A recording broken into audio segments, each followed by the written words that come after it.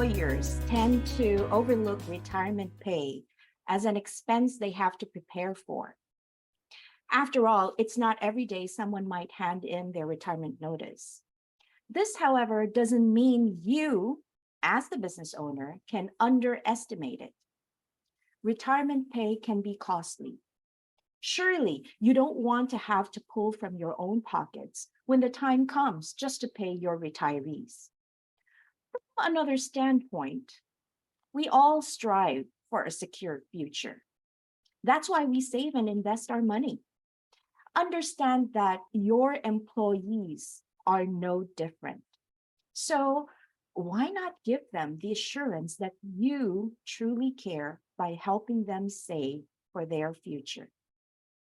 Good morning and welcome to episode 3 of Linking Up with Janet Nung, entitled Retiring Employees. Are you ready for them?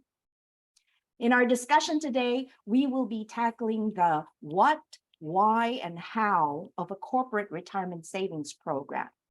And with us is a territory manager of Sun Life Asset Management, a certified security specialist of the Philippine Stock Exchange, and a certified investment solicitor of the Securities and Exchange Commission, my good friend, Mr. Moses Onia. In addition to that, Moses worked as a financial analyst at Thomson Reuters, a relationship manager at Philem Asset Management, and an insurance specialist at Citibank prior to joining Sun Life. His years in the industry has equipped him with the knowledge and experience to comprehensively discuss mutual funds, which we at Bridges-PH believe is one of the best product solutions for a corporate retirement savings program. Hello, Moy. I am so excited to have you with us today. Hi, Ms. Janet. Good morning. Thank you so much for having me. And of course, good morning as well to all of our audience. This medyo rainy no, na Saturday morning. Yes. Ang tawag sa mga ganoong weather ay bed weather daw. Pero tayo nagtatrabaho on a Saturday morning. Yes, of course. And we appreciate the time of our audience for spending their bedweather Saturday morning with us to learn about retirement. Definitely. And hindi naman sayang ang iguguhol yung isang oras with us because we will be talking about one very important aspect if you are a business owner, no? And preparing for the inevitable. Ayan. So umpisahan na natin kaagad, Moy. Let's start by defining what retirement savings program really is. Ano ba tong retirement savings program? Ano ang features niya at ano ang benefits niya kung uumpisahan natin siya ngayon? Okay, so retirement savings program. First of all, there's no like one single or formal definition when you talk about this, no. Pero in essence, it's like it's a plan which is set up by companies or employers, of course, so that they can save up money, maybe invest it, and of course pay the retirement benefits of their employees. And the reason why they want to do this is, of course, number one, it's mandated by the law, which I think we will touch on more later. But of course, there are a lot of features and benefits when we talk about a retirement savings program. So first, let's talk about, Miss Janet, yung mga features ng retirement savings program. So I can tell you 3 features that it usually contains. So first is the goal of the fund, which is obviously for retirement, to save up to save up money so that they can pay the retirement of their employees. And of course, the second feature there is how do you come up with that money? So what are the investment vehicles that you need to take part of so that you can grow the money of your company and pay off the retirement? And of course, the third one, which can be unique depending on the company, would be the conditions or parameters on how to get that certain retirement pay. So of course, meron yung mandated ng batas, pero a lot of the companies would like to be a little extra and give more happiness to their employees by providing more benefits.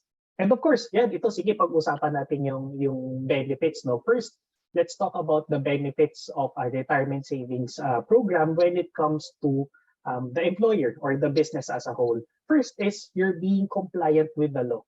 And the law that governs here in the Philippines when it comes to retirement is the RA or Republic Act 7641. So we can talk about that more later. So first, you're being compliant with the law. Second is you're able to attract and retain talent. So marami kasi pag nag-a-apply ngayon, isa sa mga tinatanong nila sa HR or hinahanap nila is, meron bang retirement job? Retirement, yes. Yes. Para alam nila if they want to stay long Yes. or for the long haul in that particular company or not. Yes, go ahead. That's correct. That's correct. So in my previous experience, previous work experience, I used to be with a company who didn't have a retirement plan for their employees. But when we were coming in, sabi nila, magkakaroon kami, baka nga sa first year mo na nandyan na yung in place na yung retirement plan namin. But years went by and hindi na i-set up yung retirement plan ng company, unfortunately. So a lot of my colleagues, a lot of my office mates, naging consideration nila yun if they want to stay longer with the company there. So it only proves the point na retirement programs, it's part of what attracts employees and part of what makes them stay with the company. Yan. And of course, kung yung company mo maganda yung retirement program, kumakalat din yan sa industry or bare-recommend ka sa mga friends no mga employees. And so it builds up a good image for the company. Meron kayong magandang benefits. Yan. And the fourth benefit for the employer that I can think of is, if this may be one of the biggest considerations, is of course the tax benefits. And this is if you register it with the BIR. So later we can talk about the difference if you register it with the BIR or if you decide not to register it with the BIR. So those are the benefits for the employer. And for the employee naman, ano ba yung mga benefits natin for the employee if you have a retirement savings program from your employer? Of course, it gives you financial security, knowing that when you retire, ay may aasahan ka naman pala na pera, may makukuha ka. So nakakagana, di ba, na magtagal doon sa company and mag-work for that company. At hindi And umaasa lang sa SSS. Correct. Oo, which is, nako, although it's good to have SSS, pero hindi, sa totoo hindi siya masyadong, hindi siya sapat. Of course, kung meron kang retirement plan, you tend to be happier, mataas yung moral mo, and you become more productive sa work. Kasi hindi mo iniisip yung, paano ba yung finances ko pagtanda ko? Mas makaka-focus ka doon sa task mo. That's correct. Yeah. Ayun, so yun, Miss Janet, ang mga features and benefits of having a retirement savings program. Yeah. Now, we've been talking about the benefits, no? However, this is one point I try to, I don't know how many times I've emphasized this in our, the materials that we post online, no? Na actually, ang retirement pay ng mga employees ay hindi isang benefit. Kasi whenever I talk to my corporate clients, no, ang laging sinasabi sa akin, ay gusto naming magbigay ng additional benefits on top of the group HMO tsaka life insurance that they have.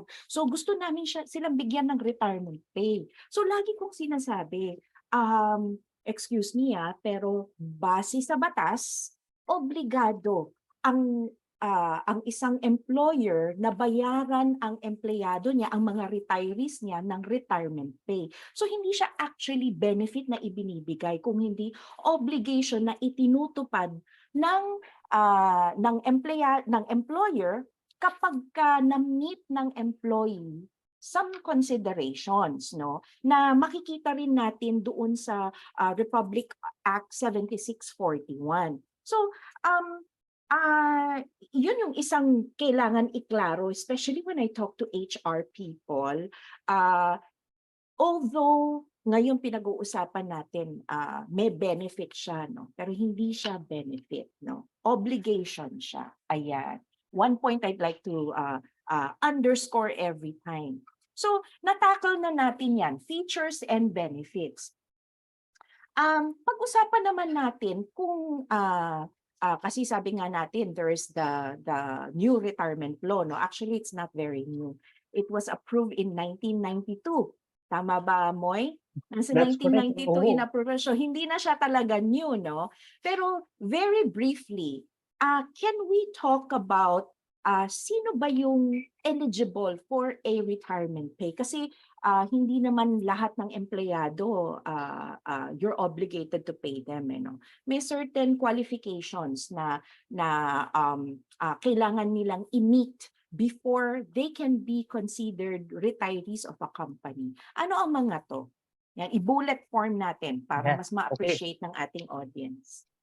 So again, ang pinaka-guide po natin dito if you want to learn more about the retirement law here in the Philippines is the Republic Act 7641. So kung lahat ng gusto niyo malaman about the retirement here in our country, ito yung kailangan ninyong i-research, RA 7641. And just a disclaimer, kami ni Ms. Janet, we're not lawyers, we're not giving out legal advice, but this is what we know about the law and we'd like to share it with you. So Yes. going back to Ms. Janet's question, parang ibulet natin ano yung mga kumbaga checklist para ikaw ay makatanggap ng retirement pay, no, based on this law. So first is it says that you have to reach the age of 60 years old. Yan. So not Yes. 55, not 50, dapat 60 years old. As early as 60 years old, pwede ka na makakuha ng retirement pay. That optional pa lang yung 60 years old kasi you can go as high as 65. 65, yes. Kapag naka-reach ka na ng 65, dapat na talagang bibigyan ka ng employer mo ng retirement pay. Pero it's not just based on the age. It's also based on the tenure, your tenure in the company.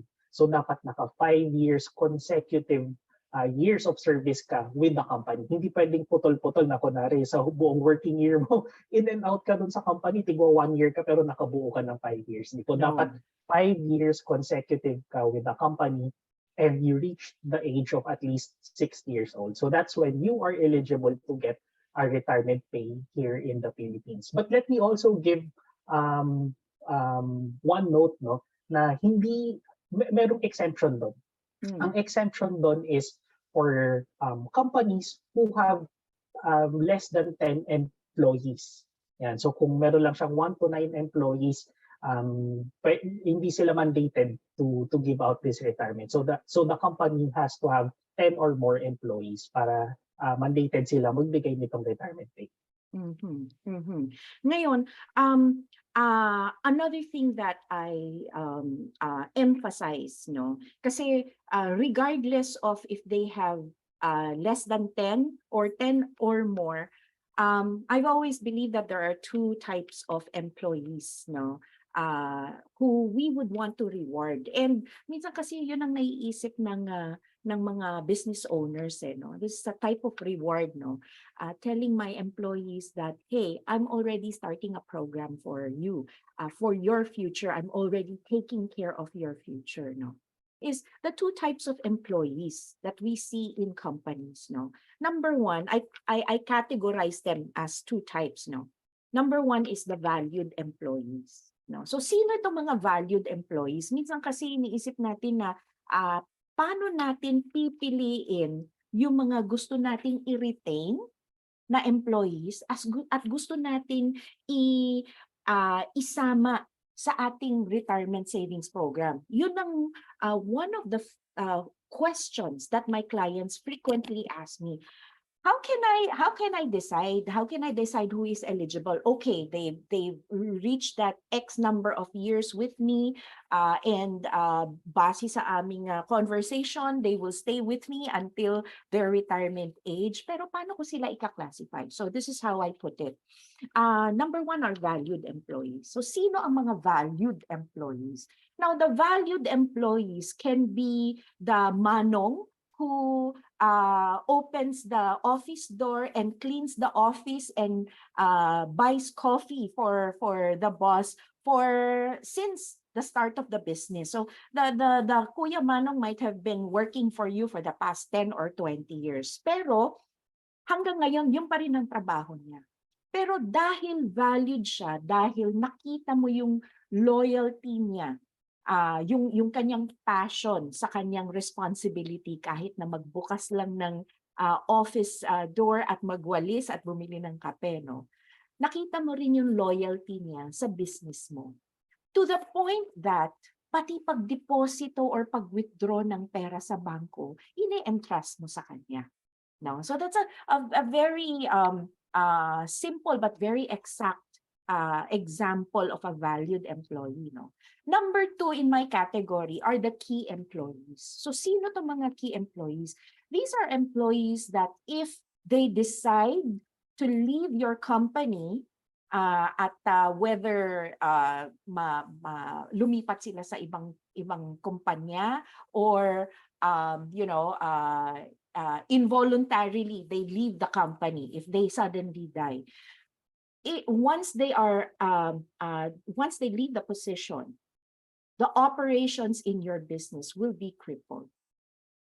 Yan ang description ko ng key employees, no? So para sa akin, importante yung nakakategorize kasi yung different types of employees for you to understand better or for the business owner to understand better kung sino yung gusto nilang isama. Kasi at the end of the day, nasa kamay din ng business owner, di ba? Kung gusto kanilang i-retain or hindi. Am I correct, Moy? Yeah, that's correct, Miss Janet. Alam mo, isa sa mga naalala ko when you were describing a key employee, no, naisip ko si Steve Jobs kasi I read a book about him, yung kanyang autobiography. And sabi doon na sa sobrang key niya doon sa employee sa company niya, which of course is public na. Nung time na nagkaroon siya ng sakit, the stock price went down kasi talagang isip nila hindi natin pwedeng mawala itong key employee natin na ito. So I wanted to share na there are real key employees in the company na talagang magsasuffer yung business kung sila ay nawala or umalis sa company. Yeah, that's right. You know, another aspect of this that I think we should tackle, we should look into, no, is how about the business owners? How about kung ito ay isang corporation wherein there are several shareholders, hence may maraming decision makers dito, no? And usually pag tinatawag natin silang decision makers of a business, active sila in the business, no? Probably in different departments, but they're active members in the business. Ako ang paniniwala ko, sila rin, dahil active sila, I'm pretty sure sumasweldo rin sila, no? Kailangan din nila or kailangan din silang isama sa retirement savings program. Tama ba, Moy? That's correct. Definitely. And when you read up on RA 7641, actually wala naman siyang exemption doon na na parang kunwari you only select certain people na you believe will be huge contributors to the company. So it really covers all of your employees. So in our experience, Miss Janet, merong lumapit sa amin asking how we can help them when it comes to their retirement. And when we probe kung what kind of triggered them to plan this late in their company's life, kasi medyo matagal na yung company nila pero ngayon pa lang sila nagsa-set up ng retirement program. And we were told that unfortunately ni-report daw sila sa DOLE kasi hindi sila masyadong familiar dun sa law, and there was an employee who met the criteria, 60 years old, 5 years in service. Actually yung employee na yun medyo disgruntled kasi ang tagal niya na dun sa company. Siguro isa siya dun sa mga valued employees na mention nyo earlier, one of the manongs, tapos hindi siya nakatanggap ng retirement plan. Yeah. So it was because hindi familiar yung company with how it works here in the Philippines. So it really helps that you know the RA 7641, you know what's required of you as the employer, and you know what to give your employees. That's right. Importante kahit na ikaw ay nagpapatakbo ng negosyo, well-educated ka on the different aspects of the business. And definitely, this is one important aspect ng business kasi this is an inevitable. Siyempre, bilang isang negosyante, bilang isang business owner, ang trabaho mo is to expand and to grow the business. So that means you need valued employees in your workforce, no? And for that to happen, you need to recruit good talents and retain good talents. Yan. Kanina napag-usapan natin yung kapag ang isang business ay merong 10 or more employees, kailangan nilang magbayad ng retirement pay sa kanilang mga retirees. What other kinds of business should have this kind of program? Meron pa ba tayong meron bang specific industry or it's this applies to all types of business, whether you're sole proprietor, you're a partnership, or you're a corporation? So in our guide, the RA 7641, wala naman siyang exemption doon on the type of business or how you set up your company, if it's a sole proprietorship. For as long as you have 10 or more employees, you are obligated to give the retirement pay. Ayan. So maigi na yung klaro doon, no? Now, mapunta naman tayo sa pagiging sa cost-efficient way to set up one. Ayan. Kasi at the end of the day, kailangan meron tayong tinatawag na call to action. We have all this knowledge there, but if we don't do anything about it, it defeats the purpose, di ba? So now that we know sino ang eligible na retiree sa isang business na kailangan mabigyan ng retirement pay, anong klaseng businesses ang obligated to pay their retirees sa retirement pay, pag-usapan naman natin yung paraan. How do we get started? So, what do we do? Ayan, as simple as that. What do we do to get started? Okay. First of all, when we talk about, Miss Janet, yung efficiency, no? I'd like to think that when you're planning for retirement or planning for anything else in life, kung ano man yung goal mo, pero of course, let's talk specifically about retirement. I'd like to use the example of building a house. So when you build a house, what's the most efficient way on how you will build your house, no? One way is pwedeng ikaw lang, di ba? Ikaw lang mag-build ng sarili mong house. Ikaw mag-source ng lahat ng materials, mag-aaral ka kung paano ba gawing solid yung foundation ng land mo, ano yung materials na tamang gamitin. So you can really do it on your own. Pero of course, it's at the expense of your time. And you also run the risk of, if you don't know what you're doing, it might be an expensive mistake down the road, diba?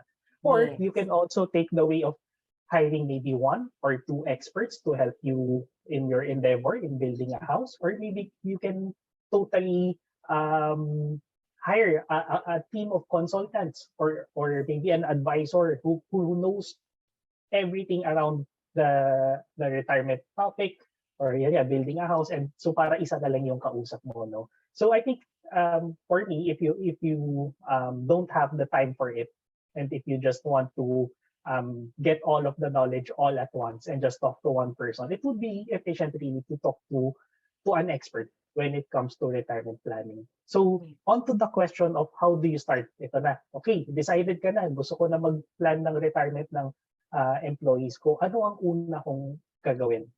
So if you are a company, usually what they do is they come up with a team or a department, or you can call it a board, which will handle the retirement program of your company. So usually po hindi siya isang tao lang. Lalo na if your company is public, it's really a group of people na pagbobotohan nila ano yung paano gagalaw yung retirement program nila, no? So ang mga kailangan i-determine ng group na yon or ng team na yon, they have to determine, of course, where to put the money of the company in order to grow it. Are we going to just save the money or i-invest ba natin siya? Kung i-invest natin siya, saan ba natin siya i-invest? Kasi you can invest it in several instruments.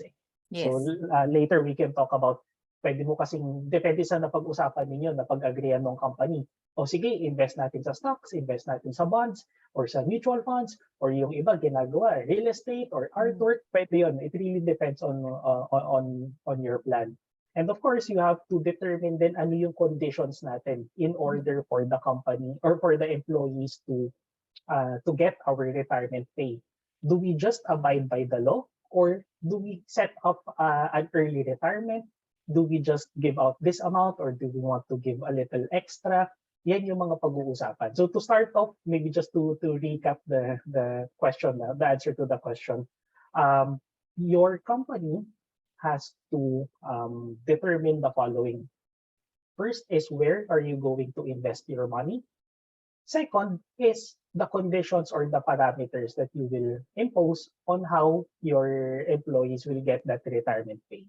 And of course, it helps that if you have a team who will do this together with you. So hindi lang mag-isa mo siyang ginagawa at mag-isa ka lang nagde-decide. Thank you very much, Moy. Kanina nasabi mo there are several kinds of professionals out there who you can bring in and help you. And obviously, like your example kanina in building a house, ayaw mo naman na ikaw na nga yung architect, ikaw pa yung contractor, ikaw pa yung engineer, ikaw pa yung interior designer, di ba? And ano ba ang trabaho mo? 'Di ba? Hindi ka naman aral sa mga field na to. And it is the same in these types of program. You would prefer to seek a professional who has been doing this for the longest time and who has quite a number of clients under their belt. Now, itong mga professionals na to, maraming klase sila eh. We can approach a trust company. No, we can also get in touch with an actuarial, certified actuary, no, or we can easily talk to a financial advisor who is a licensed investment solicitor, just like you, di ba? So ito yung mga klaseng professional na pwede natin lapitan. Ngayon, yung nasabi mo na i-register natin sa BIR.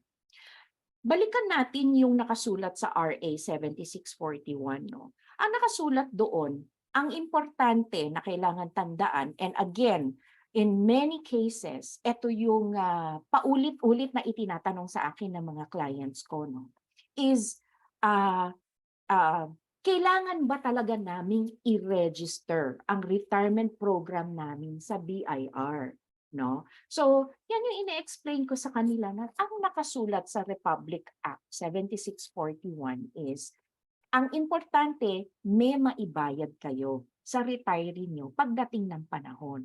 Ngayon, kung saan nyo kukunin yung retirement pay na yon, nasa sa inyo na yon. Whether you take it out of your own pocket, you take it out from the business, you make a loan from the bank, what is important is they get paid when the time comes.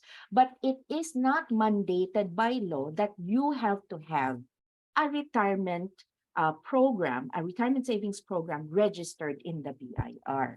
Ngayon, kung gano'n ang usapan, ano yung pangalawang, kasi two ways yan eh, either you register in the BIR or not register it. And ang pagkaalam ko, once you register with the BIR, there are some expenses that you have to meet. For example, because all the documents submitted sa BIR has to be certified by an actuary. So you need to hire their services, no? So that's an added expense.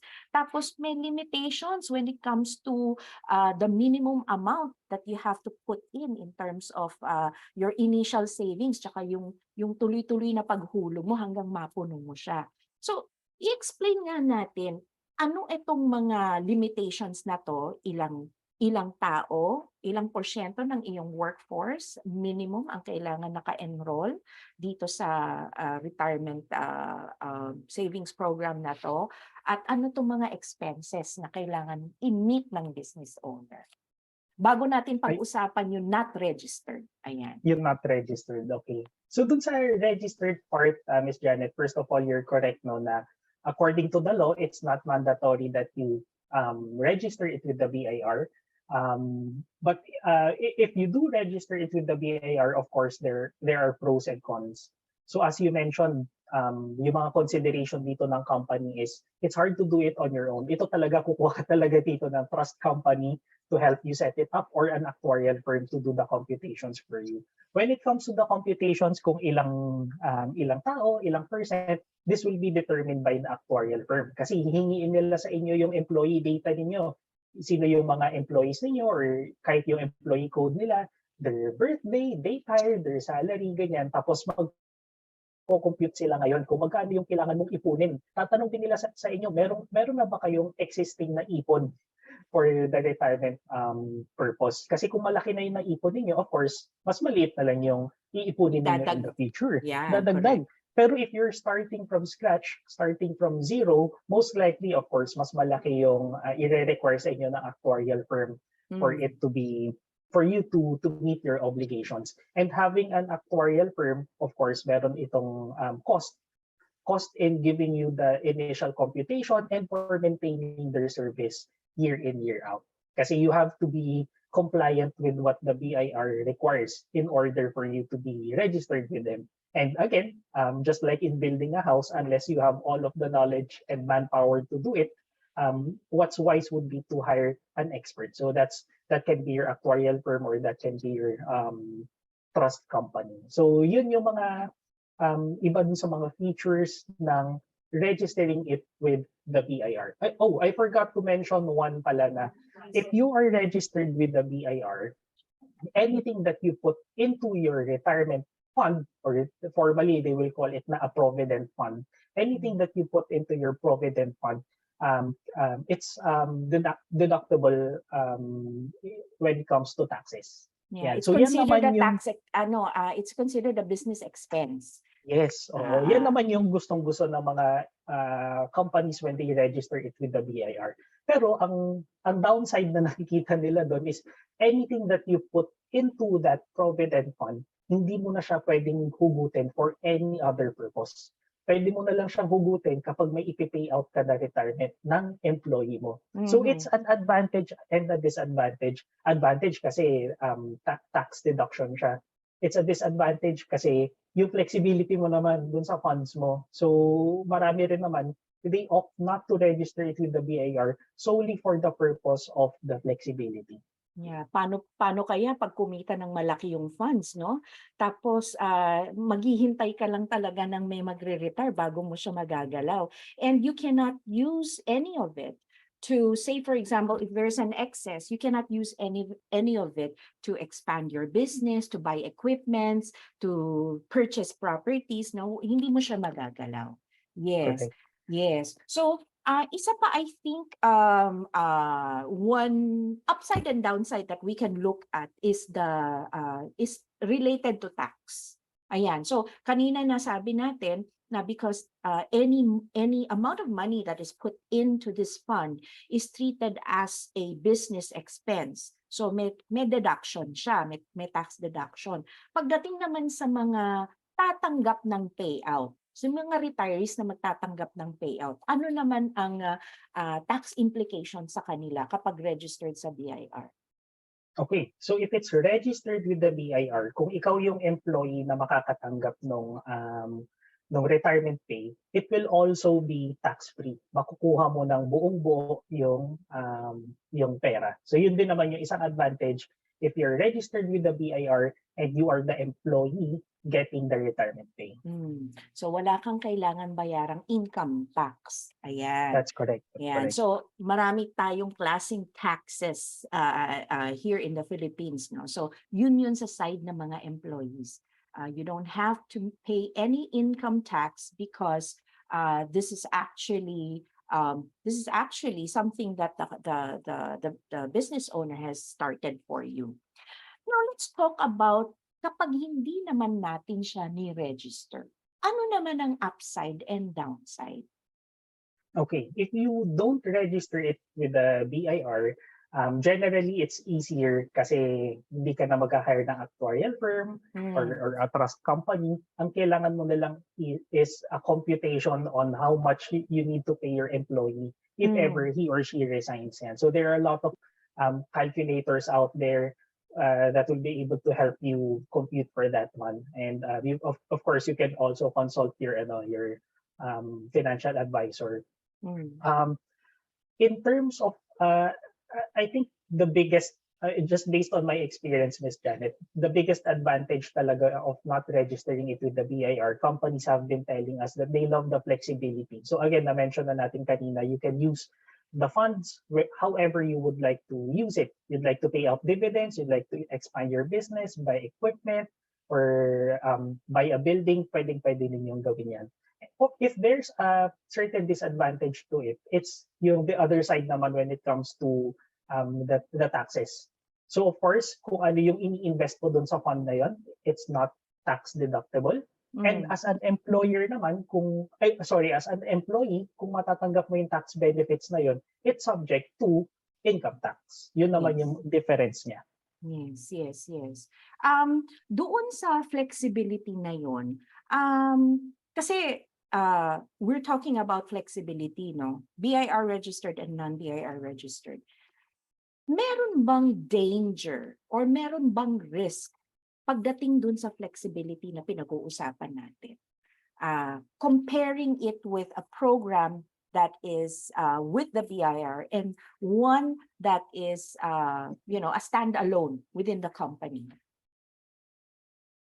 You mean, Ms. Janet, the risk if you're not going to register it with the BIR? Correct. Yung risk nung tinatawag nating flexibility. Ayan. Kasi madalas na tinatanong din sa akin yan. No?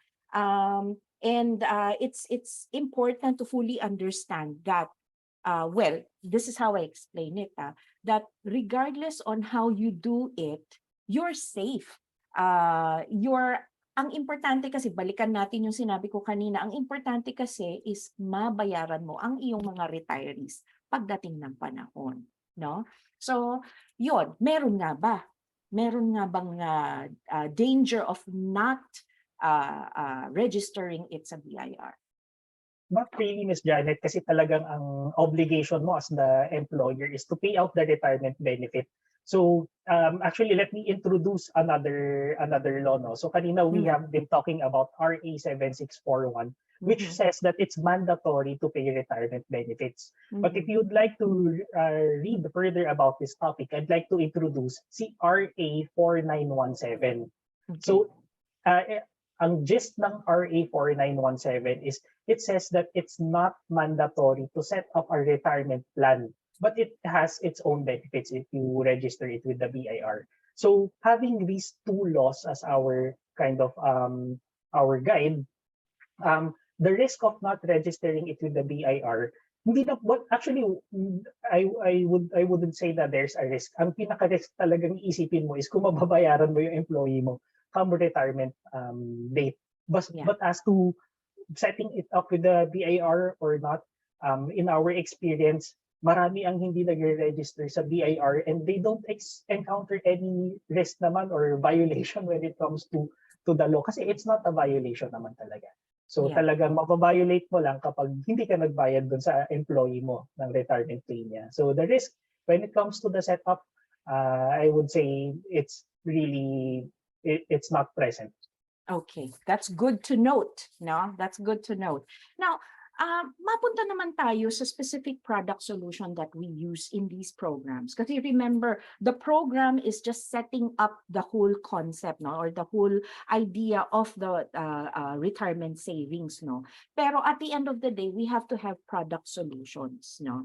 Ngayon, in my many years as a financial advisor, no, marami na akong naririnig, no, and especially from clients of mine, no, na siyempre when they go window shopping for an advisor or a product to help them with whatever program they're starting up, no, financial program that they're starting up, they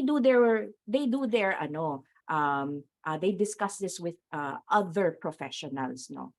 And isang sabihin na nating parang anong tawag doon, fetish ko is kapag nakakarinig ako, ano yun? Ano sa Tagalog yung pumipintig? Pipitig yung Yung tenga pandinig. ko, Yung oo. Kapag naririnig ko na insurance or VUL ang ginagamit na product solution or rine-recommend na product solution para sa retirement program. Can you say something about that? Okay. So ako myself, Miss Janet, being in the industry and accompanying advisors when they talk to their clients, no, when it comes to retirement planning, isa nga yan sa mga laging na ilalabas, yung pwede bang retirement program or solution yung life insurance. So again, I take them back to the two laws which are very relevant to this topic. And if you read up on the law, ang sinasabi naman talaga dito, ang kailangan mong i-pay out sa kanila, pera, not anything else. Hindi property, hindi equipment, hindi Hindi shares. insurance. Hindi insurance. Ang nire-require talaga is pera. So if you want to be compliant with that one, yun talaga yung unang dapat isipin mo. Mabibigay mo ba yung pera doon sa mga employees mo? Now, where does life insurance come into place? Kasi yung mga life insurance products ngayon, meron na siyang investment component. So, in a way, mabibigay mo rin naman yung pera, 'di ba, doon sa employee mo. But the question is, magiging enough ba yung investment component ng life insurance when they get their retirement pay? Yan. Kung masasatisfy, edi wala problema. Pero of course, as a company, ang isa rin sa mga consideration mo is you're going to spend on the life insurance component. So, is that your priority? Is that okay with you? On the side ba, meron silang group life insurance? Kasi kung merong group life insurance on the side, then that will settle the part wherein you want to give extra benefits. Kung meron kang HMO, meron kang group life, then that can settle that. And you can take on the problem of retirement planning using a different program or different investment. Ganyan. So those are the things that you have to consider. While insurance products can, of course, cater to this need, you have to assess them. Do you want to give out? What are the benefits that you'd like to give out? Kasi yung iba naman gusto nila magbigay lang ng yung nasa RA 7641. Ayaw nila magbigay ng extra benefits kasi hindi pa kaya ng company. So maybe hindi ito yung tamang solution natin for now. Maybe ang tamang solution natin would be a pure investment to meet what's required within the law. But for companies who are very generous and have the capacity to pay out extra dividends, of course, considering the cost that's there, then of course life insurance products can be a good solution for them. One more thing that you can also consider is the control. Paano ba yung setup ng life insurance policy? Kasi some companies also make the mistake na okay, game sila, good deal sa kanila na magbigay ng investment and magbigay ng life insurance and magbigay ng health insurance, but the problem that they encounter is minsan ipapangalan nila, for example, dun sa employee, and then the employee decides to leave kahit wala pa sa usapan nilang 5 years or 10 years, or the employee, ayaw niya na dun sa company, gusto niyang umalis. So minsan the company has no control. If that is their setup, the company will have no control, and yung iba, parang inisip nila, hindi ko dapat, sayang yung, hindi na-meet yung goal ko, hindi na-meet yung goal ng company. So those are the things that you have to consider, no? What are the benefits really that you want to give to your employees? What's your capability as a company to fund all of these? And what's the setup that you want to put in place so that you still have control over the retirement program? That's right. Yeah. Yeah, and at the end of the day, it is choosing the right product solution to meet your goal. And if, tulad ng sabi mo kanina, the goal is to have enough money, to have enough funds to pay out your retirees, then pera ang kailangan mo, no? So, ngayon na nasa product solution tayo, kasi this is how I explained it to those who ask me about this, no? Ang insurance kasi, kahit na sabihin mong may investment component yan, at the end of the day, it is first and foremost an insurance policy pa rin. And the insurance, the assurance that the insurance company is giving your beneficiaries is not free. You're paying for it. Okay. So yung inahuhulog mo sana na buong amount para savings para sa retirement pay, nababawasan pambayad sa insurance. Kaya hindi actually nami-meet 100% yung goal kasi nababawasan yung itinatabi mo. However, like what you've said, if generous naman ang payor, no, at gusto niyang bigyan ng isang produkto na merged lahat, insurance and savings, then why not? However, there are options out there that focuses on the saving and investing, no? So yun naman ang pag-usapan natin, no? And sorry if I would be stepping on anybody's foot here, pero talaga, although I am also an insurance advisor, I'm also licensed to carry insurance products from Sun Life. I really do not believe that an insurance policy is the right product for a retirement savings program. May ibang problemang sinusolusyonan ang insurance policy. So pag-usapan naman natin yung ibang product solutions. Now, kanina na-mention ko, you can approach a trust company. So let's talk about that. How does that work? Okay, so what happens is the company approaches a trust company, which is usually may mga standalone na trust company. For example, in Sun Life, we have our recently launched Sun Life Investment Management and Trust Company, Slim TC. So that's a standalone trust company, or may mga trust companies na associated na rin with certain banks. So if you approach a bank and then you look for a retirement pay, i-refer nila kayo dun sa trust company or department nila. So that's how you go about it if you want to course it through a trust. But of course, coursing it through a trust, sometimes ang mga hurdle dito ng mga employers is merong minimum na amount. And minsan pwedeng malaki yung minimum na amount na yon in order for you to participate. Kasi ang mga trust companies, they have a wide array of products that they can offer to you. But of course, it can also come with a hefty cost. Yan. So one way of going about it is through a trust company. Yan. And also when you talk about the cost, it is the professional fee that comes with that. That's correct. Let me share nga, Ms. Janet, na may one time na we referred a company to our trust company.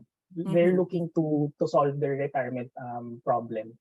But turns out na kasi syempre may fees nga. So sa laki ng fee na kailangan i-charge ng trust company in order to maintain the investment for them, sabi ng trust company, parang it doesn't make sense na for your company to pay this much, and maybe the investment or maybe the company might not be able to keep up with the charges. So may mga ganong conversation din ang nangyari na of course if it's not good for you, the trust company will say na it doesn't make sense for you. Of course, we're always after the best interest of our clients.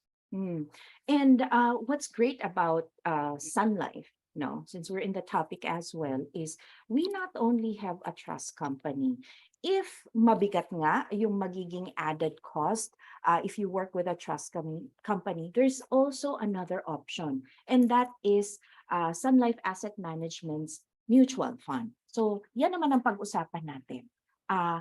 Ano si mutual fund and what important role does it play pagdating sa mga ganong klaseng savings program? Ayun, okay. So when companies come up with their retirement plan and they have their board na, let's say, and they're deciding, okay guys, saan natin i-invest yung pera natin? Alam na natin how important it is to save up for the retirement of our employees. Pero saan natin siya ilalagay? Do we buy a property? Do we invest directly in stocks? Meron ba sa ating marunong? Can we have access to global investments, let's say? Meron ba sa inyo nag-invest globally? Tatanong yan sa board. So, of course, they can access all of those kung gusto nila, if they are also capable. But a common and I would say a popular option when it comes to retirement planning, especially here in the Philippines, is through mutual funds. So mutual funds, it's offered by asset management companies. So in our case, it's Sun Life Asset Management, or we call it SLAMC. So how does a mutual fund work? A mutual fund is a professionally managed pooled investment. So ulitin ko lang, medyo may definition talaga tayo dito eh. It's a professionally managed pooled investment. Pero let's try to break it down. Professionally managed. So it means that the money that we are going to invest for this endeavor, our fund managers do the investing for you. So it's professionally managed. Ang trabaho ng fund managers natin ay talagang tumutok lang sa market. Tignan ko ano ang magandang bilihin at ano ang magandang ibenta so that they can make a profit for you. So what you're doing is you're buying into the product itself, mutual fund. So there are several types of mutual funds. So in SLAMC, we have a total of 16 mutual funds. So pwedeng pang conservative, pwedeng pang aggressive. So it also depends on your conversation with your financial advisor. Kasi if your retirement looks like this, meron kaming mga tinutulungan na companies na mag-retire na yung mga employees nila in 1 year, in 9 months, ganyan. So ang investment na bagay dyan, ang mutual fund na bagay dyan, hindi na natin ilalagay sa risky or aggressive. Ilalagay na lang natin sa conservative. Pero kung meron kang employees retiring in 5, 10, 20 years, you can afford investing it in more risky funds. So that's when the recommendation comes na, okay, itong fund na to, itong money na to, if your risk appetite allows, pwede nating ilagay sa mas aggressive. Kasi historically, more aggressive funds give you more returns. So that's also the value of having an advisor to talk to. Kasi when you do your retirement planning, gagawa kayo ng portfolio ng mutual funds. So it can be a mix of your aggressive and your conservative funds. Now, just going back to some of the benefits or advantages if you force it through a mutual fund. Of course, you have the professional management given to you by the fund managers. Second, that I'd like to highlight, no of added course, cost. at no added cost. At no added cost. Ayan. And second, that very important is the liquidity. So liquidity pertains to gaano kabilis mo ba pwedeng makuha yung pera mo when you need it, di ba? So mutual funds, ang redemption dito, it's less than a week makukuha mo na yung pera mo. Kasi ang having experience din in helping out other companies is when they plan for their retirement, they invested it in other illiquid assets. So for example, they invested it in real estate or in a building which appreciated. Ang ganda nung kita nung lupa na yon. But the problem is when they needed to liquidate it, hindi nila maliquidate mabenta. So building pa rin siya. Building pa rin siya. Nag-appreciate siya talaga. Yeah. Maganda yung appreciation niya. But of course, kung kailangan mo na yung pera, makukuha mo ba? So again, liquidity, that should be one of your considerations when you're planning for your retirement. And of course, i-invest mo yung pera mo, dapat tingnan mo na rin kung maganda ba yung return ng pinag-i-investan mo. So that's one of the highlights din naman of a mutual fund, of course. It's the potential returns, high potential returns that it can give to our investors. So yun yung tatlong rason kung bakit popular yung mutual funds when it comes to retirement planning. There are a lot of reasons, but if I can just give you 3, it's the professional management, it's the liquidity, and the potential high returns. Yeah. And may I add to those 3 that you highlighted? Kasi kanina, paulit-ulit nating minamention ang flexibility, no? Is I believe number 4 is the diversification. Kasi ang portfolio ng client or ng account, pwedeng mixed portfolio siya eh. Pwedeng may halong aggressive funds, moderate funds, targeted year na funds, or conservative funds, di ba? So diversification is also important. Maybe you can kind of expound on that a bit more. Oh yeah, diversification. So let's say you decided that you wanted to invest in the stock market for the retirement of your employees. So when you invest in the stock market, a good practice is to diversify your holdings. Ibig Mm. sabihin, mag-invest ka sa ganitong industry. Let's say mag-invest ka sa telco industry, mag-invest ka sa consumer companies, mag-invest ka sa conglomerates, mag-invest ka sa banks. So that's called diversification. If you're Mm. going to do it by yourself, dun sa company ninyo, of course, it takes a lot of knowledge and hard work din, no, to purchase all of those. But if you invest into a mutual fund, kasi a mutual fund, it's a basket already of investments. For Mm. example, you have what we call the index fund. So the index fund invests in the top 30 companies here in the Philippines. So automatically, ang binibili mo lang yung index fund, but you have exposure to the top 30 here in the Philippines. Mm. Na medyo mahirap siyang gawin kung if you're going to do it by yourself. 30 companies ang iba-buy and sell mo. So that's where, again, diversification and your professional management comes into place. Yeah, lagi ko nga sinasabi, kung isa kang doktor at ang field of expertise mo is maggamot ng tao and you're busy in that field, paano mo pa i-manage ang oras mo para to check the market, 'di ba? To watch out on what to buy and sell, to be in touch with your broker all the time.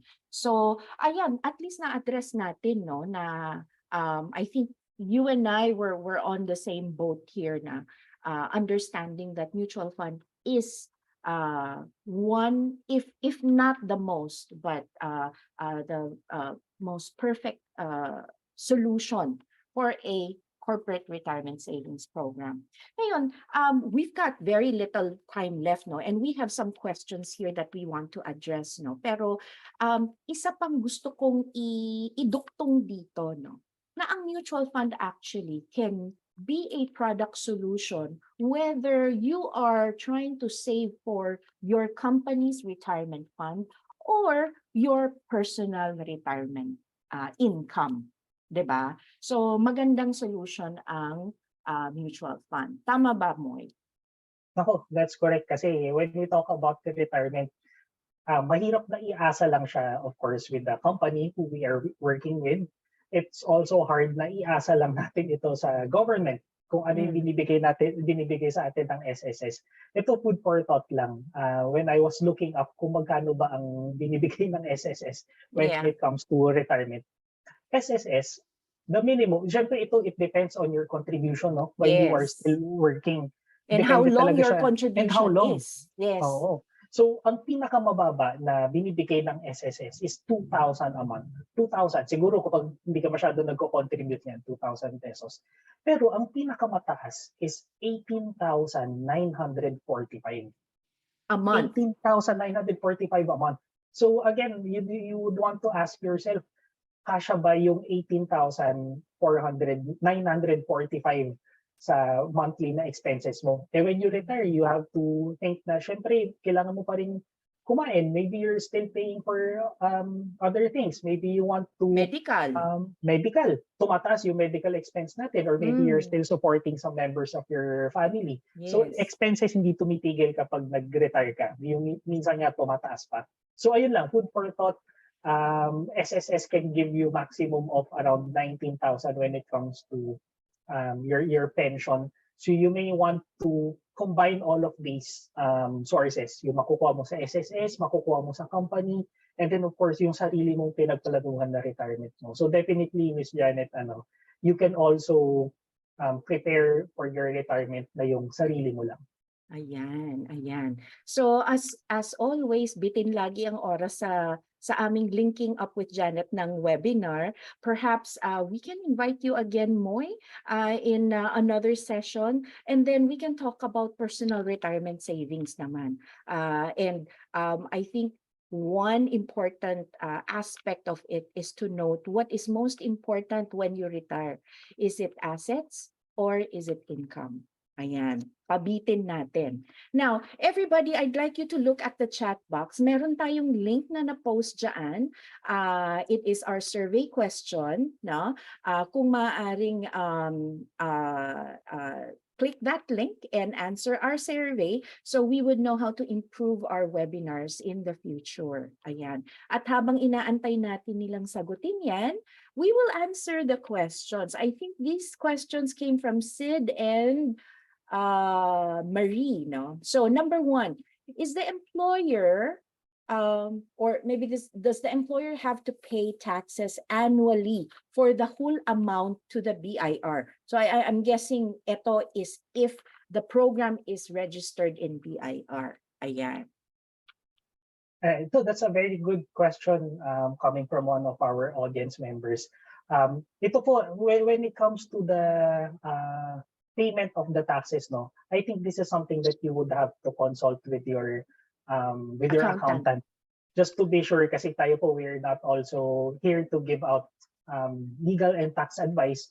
So it would be best. For me, the best answer to this question is to check also with your accountant, kasi it will also depend on your setup. It will depend on the the setup of your company and of your retirement plan. So best to consult with them.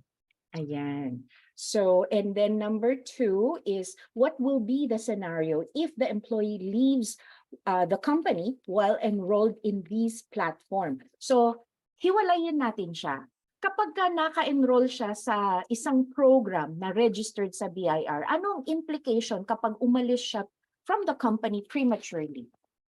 Okay, so kung umalis ka sa company as an employee, if you go out of the company and hindi mo pa na-meet yung mga requirements or yung parameters, and then of course you don't get anything. Yun lang, simply put, kung hindi mo pa na-meet yung requirements tapos umalis ka, hindi mandated ngayon si company na bigyan ka ng any retirement pay. Pero how about with the employer? Yung payor, yung nagbabayad ng para dito sa program na to. Ano naman ang mangyayari doon sa inihulog na niya para sa specific employee na to? So again, it stays there, and then of course your actuarial firm na hinire mo to help you with it will do some recalculations. Kasi yung pera na yun, magagamit pa naman yun. Kasi of course, you have employees going and you have employees coming. So magre-recompute lang yun based on the employees na pumasok ulit sa'yo. Enough ba ulit yung perang na-save mo dito or kulang pa ba siya? So magre-recompute lang yung actuarial firm natin. But the money stays there. Stays there. And again, because it is registered in BIR, hindi natin siya mailalabas kahit na umalis na tong specific employee na to. So what if naman kapag ang program ay hindi naka-register sa BIR? Ano ang mangyayari kay employee? Ano naman ang mangyayari doon sa naihulog ni employer or ng payor? Okay, so again, likewise for the employee, kung hindi mo na-meet yung parameters ng company to give you a retirement pay, pag alis mo, wala ka rin makukuha from the company. As the employer naman, meron ka nang hinulog doon. But now, since you have flexibility on how you want to use it, of course, you can also recompute just like the previous example. But if you, for example, na-compute mo na, ay, ang laki ng nahulog ko for this person. Pero it's more than enough. So now you have the flexibility. You can withdraw this fund, use it for whatever purpose that you would like. Ayan na naman yung flexibility, my favorite word of the day.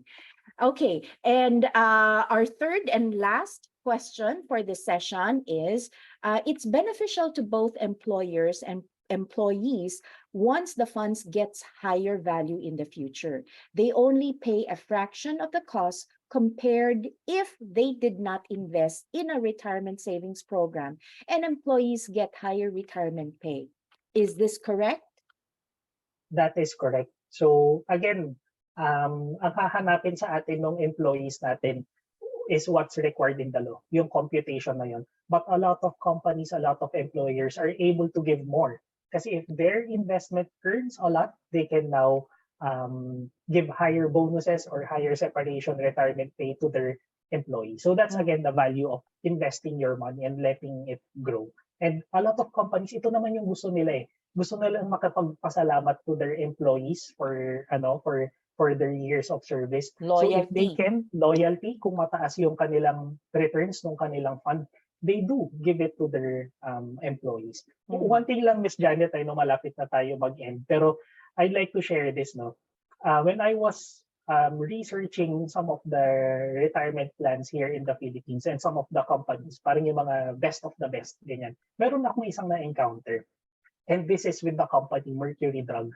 So you ever notice na sa Mercury Drug, parang ang daming mga tellers doon, ang daming mga pharmacists na medyo veteran na, medyo late age na. Yeah. Hindi ko alam kung napansin niyo yun, pero ako yung Mercury Drug na pinupuntahan ko, simula nung bata ako, siya na yun nandun eh. Hanggang ngayon nandun pa rin siya. Okay. I found out na si Mercury Drug pala has what they call a lifetime retirement program or benefit. Yung program pala na yun is kapag naka 30 years ka, 30 years ka sa Mercury Drug will take care of you until you die. Wow. So when you reach your retirement age 60 or 65, basta naka 30 years ka dun sa company, meron silang ibibigay sa'yo na parang sort of pension up until you, of course, you pass away. So parang ako, ito yung isa sa mga example of a company who was able to think of the retirement of their employees, and they had a really good goal of attracting and retaining their talent. And it shows, kaya maraming mga nagsistay talaga sa Mercury Drug na hinihintay yung 30 years. Kasi hindi, after nga naman doon, hindi na nila iisipin na aasa sila sa SSS or sa government. They have their company who's going to take care of them. Pero of course, not all of the companies can do that. Maybe it would take a big company to do something like this. But just the message of thinking of your employees, and then they also give back because they see that you are taking care of them. So yun lang, I wanted to share the Mercury Drug story. They really went above and beyond, no, the retirement paycheck, no. Alam mo, yes, not many companies probably can afford that, no. Pero sa palagay ko, and I've advised this to a lot of my corporate accounts, no, na may mga paraan for you to show that you really care, no, not just paying what is what you're obligated, which is the retirement pay, no.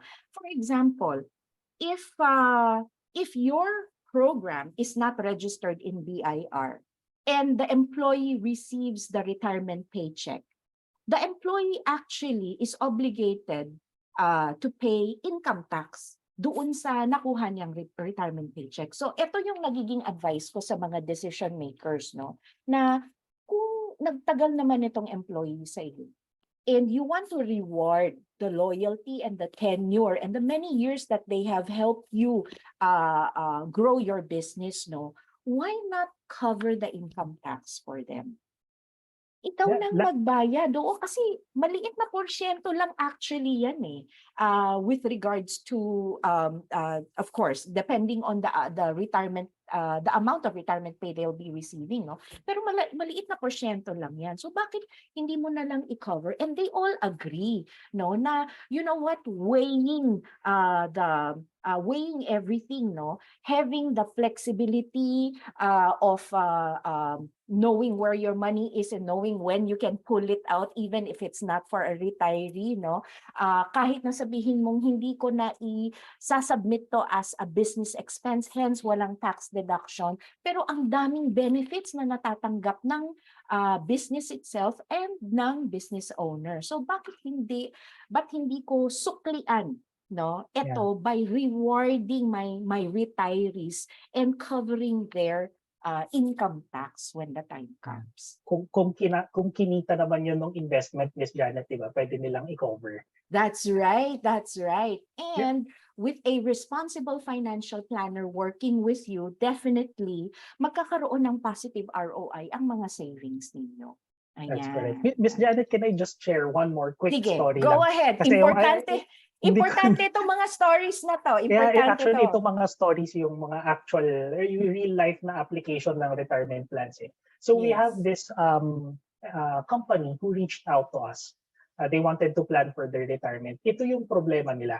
This is a BPO company. Sabi nila, every 2 years, nagre-resign yung employees nila. Kasi siguro nag-explore ng iba, ganyan. So, ang problem nila is mahal mag-train ng bagong tao. It Yeah. costs them $1,500, around 75,000 pesos, every time may bagong employee at kailangan nilang i-train. So, ang problem nila is paano nila patatagalin yung mga employees nila more than 2 years. So, ang ginawa namin, we help them come up with a plan wherein if their employees stay for at least 3 years, meron na agad sila makukuha na some sort of retirement. So in that way, we were able to extend their stay with the company from 2 years to 3 years, lower their turnover rate, and lower their cost for training. So yan, isa sa mga real-life applications on how you can use retirement to, again, retain your talent and save up on other costs. Yan. One of the many success stories under our belt, di ba? Working with a very established company like Sun Life Asset Management. Okay, before we say goodbye, may pahabol na isang question here. And I believe we've answered this, no? Ang tanong ni Laning, is retirement pay taxable? So kung sa panig ng employee na tatanggap ng retirement pay at hindi registered ang program ni company sa BIR, then it is taxable. Automatic yan bago ibayad ni accounting or ni HR sa iyo na retiree, ang retirement paycheck mo, babawasan na ng income tax yan. Ayan.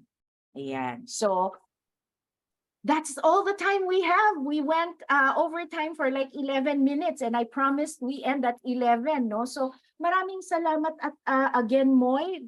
Would you like to say a few words before we sign off? Yeah, thank you again, Ms. Janet, for inviting me. Thank you to all of our audience who spent their Saturday morning with us. I hope you were able to learn a thing or two. And siguro ang final words ko na lang is, planning for your retirement is very, very important, and it's also very easy to do so because we have experts all around. You have your financial advisor who you can reach out to. So please explore that with your financial advisor. Ayan. Thank you again, Moy. And thank you everybody who spent this 1 hour with us. Maraming salamat sa oras ninyo. And watch out for episode 4 of Linking Up with Janet Nang. Maybe we'll have Moy again on that and talk about another aspect of retirement planning. Who knows? Tingnan natin. So watch out for more details sa aming mga social media platforms. Janet N. Nang Bridges-PH is on Facebook, LinkedIn, Instagram, and we have our own YouTube channel. So happy weekend, everybody.